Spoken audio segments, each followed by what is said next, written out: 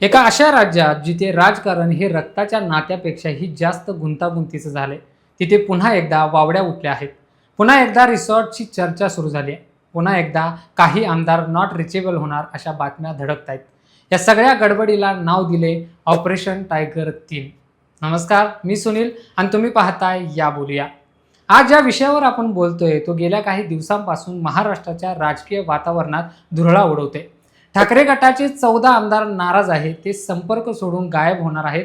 कागदपत्रे तयार झाली आहेत. रिसॉर्ट बुक झालेत. अशा बातम्या कानावर पडतायत. हे वाचताना किंवा ऐकताना तुम्हालाही प्रश्न पडला असेलच की आपण पुन्हा त्याच वळणावर आलो आहोत का, जिथे सत्ता येते आणि जाते, जिथे आमदारांची निष्ठा रिसॉर्टच्या रूम्समध्ये मोजली जाते. सगळ्यात आधी हे समजून घेऊया की ही ऑपरेशन नावाची गोष्ट असते तरी काय. राजकारणात जेव्हा जेव्हा अशी नावं समोर येतात तेव्हा त्यामागे केवळ योगायोग नसतो, ही एक विचारपूर्वक आखलेली रणनीती असते. जेव्हा एखादा गट हे जाहीर करतो किंवा माध्यमात ही बातमी पेरली जाते तेव्हा त्याचे दोनच अर्थ असतात. एक म्हणजे खरोखरच पक्षांतर्गत काहीतरी गंभीर बिनसले ज्याची परिणती फुटफुटीत होणार आहे, किंवा दुसरं हे एक प्रकारचं प्रेशर टॅक्टिक आहे ज्याद्वारे पक्षाच्या नेतृत्वावर दबाव निर्माण करून आपलं म्हणणं लावून धरण्याचा प्रयत्न केला जातोय. पण इथे टायगर हा शब्द महत्त्वाचा आहे. उद्धव ठाकरेंच्या राजकारणाशी जोडलेले हे प्रतीक आहे. आता त्या 3 हा आकडा लागलाय. याचा अर्थ गेल्या 2 ऑपरेशनच्या अनुभवानंतर आता हे तिसरं पाऊल पडणार का? आता या आमदारांचा विचार करा. एका आमदाराच्या मनात नक्की काय चाललेलं असतं जेव्हा तो ठरवतो की आपल्याला नॉट रिचेबल व्हायचं आहे. हे काही एका रात्रीत होत नाही. त्यामागे महिनाभराची, काही वेळा वर्षभराची घुसमट असते. आपल्या मतदारसंघातील कामांचा प्रश्न, निधीचे वाटप, आगामी निवडणुकीतील उमेदवारांचं भवितव्य आणि सर्वात महत्त्वाचं म्हणजे आपला गट सत्तेत असेल तरच आपण तग धरू शकू हा विचार. ही भीती राजकीय अस्तित्वाची भीती माणसाला कोणत्याही थराला न्यायला लावते.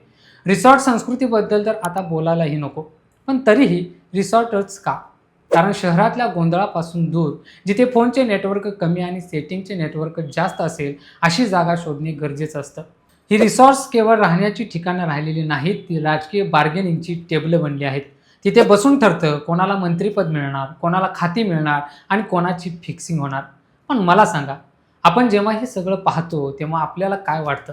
एक प्रेक्षक म्हणून आपण हे सगळं टी व्हीवर बघतो, बातम्या वाचतो, पण या सगळ्या खेळात ज्यांनी त्या आमदारांना निवडून दिले त्या सामान्य माणसाचं काय? तो मतदार आपल्या प्रश्नासाठी आमदाराकडे जातो, पण आमदार साहेब तेव्हा रिसॉर्टच्या रूममध्ये बसून ऑपरेशन यशस्वी कसं करायचं याचा विचार करत असतात. ही तफावत, हा विसंवादच आजच्या राजकारणाची सर्वात मोठी शोकांतिका आहे. जेव्हा एखादा गट नॉट रिचेबल होतो तेव्हा ते लोकशाहीतल्या संवादाचे दरवाजे बंद करतात. राजकारण हे चर्चेतून सुटायला हवं, पण इथे ते बंद दाराआडच्या चर्चेतून सुटतं. ही जी पारदर्शकतेची कमतरता आहे तीच लोकशाहीला पोखरत आहे. आता तुम्ही म्हणाल, हे 14 आमदार नक्की कोण आहेत? त्यांची नावं सध्या गुलदस्त्यात आहेत. पण नाव महत्त्वाचं नसतंच. महत्त्वाचं असतं ते त्यामागे असणारं वजन. जर 14 आमदार फुटले तर गणितात किती मोठा बदल होईल.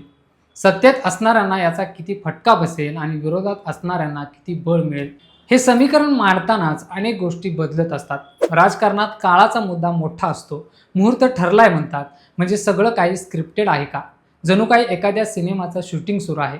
कॅमेरा, ॲक्शन आणि रिसॉर्टवर शूट. पण एक गोष्ट लक्षात घ्या, राजकारणात कोणतीही चाल कायमस्वरूपी नसते. आज जे ऑपरेशन यशस्वी वाटतं ते उद्या अपयशी ठरू शकतं. आणि जो आमदार आज नॉट रिचेबल होऊन सत्तेच्या चाव्या हातात घेतो त्याला उद्या पुन्हा त्याच जनतेसमोर उभं राहायचं असतं ज्यांनी त्याला निवडून दिलेलं असतं. तेव्हा ही रिसॉर्टची हवा टिकते का, हा प्रश्न आहे. हे सगळं समजून घेताना मला एकच गोष्ट प्रकर्षाने जाणवते की आपण एका अशा काळात आहोत जिथे सत्तेसाठीची ओढ ही जनसेवेच्या भावनेपेक्षा कितीतरी पटीने मोठी झाली. हे 14 आमदार नॉट रिचेबल होतीलही. पुढची काही दिवस राजकीय धुरळा उडेल, आरोप प्रत्यारोप होतील, पण शेवटी काय, सत्तेचा सोपा मार्ग शोधण्याच्या या धडपडीत आपण लोकशाहीची जी किंमत मोजतोय ती खूप मोठी आहे. तुम्हाला काय वाटतं? हे राजकारण खरोखरच जनहितार्थ आहे की केवळ सत्तेच्या खुर्चीसाठी? आपण हे असंच बघत राहणार का, की आता प्रश्न विचारण्याची वेळ आली आहे? कारण आता हे फक्त रिसॉर्ट बुक करण्यापुरतं मर्यादित राहिलेलं नाही. ही आता आपल्या व्यवस्थेची सवय झाली आहे. कारण ही चर्चा इथे संपते, पण हा विषय इथे संपत नाही. तुम्हाला वाटत असेल की अशा घटनांचा अर्थ समजून घेणं गरजेचं आहे, तर हा व्हिडिओ लाईक करा आणि इतरांपर्यंत नक्की पोचवा. तुमचं मत, तुमचा अनुभव, तुमचा दृष्टिकोन कमेंट्समध्ये नक्की सांगा आणि अशाच वेगवेगळ्या विषयांवर बोलण्यासाठी चॅनलला सबस्क्राईब करा. आजच्या व्हिडिओत इतकंच. नवीन व्हिडिओत नवीन विषयासोबत पुन्हा भेटूया. या बोलूया.